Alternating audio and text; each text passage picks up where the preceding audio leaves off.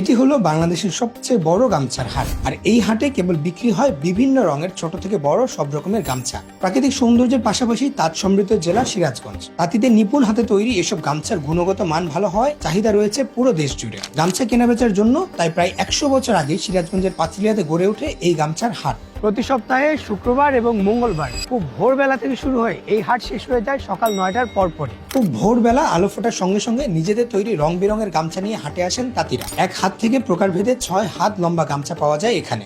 But unfortunately পাইকারি হাট হওয়ার কারণে আপনি এখানে চাইলেও একটা দুইটা বা খুচরা গামছা কিনতেও পারবেন না। তাঁতিরা গামছার পেটিগুলো মাথায় নিয়ে ঘুরতে থাকেন, আর পাইকারদের সঙ্গে দামে মিললেই সেগুলো বিক্রি করেন তারা। এক একটি পেটিতে থাকে 20 থেকে 50টি বা তারও বেশি থান। এরকম গামছার পেটির এক একটি থান থেকে হয় 4টি করে গামছা।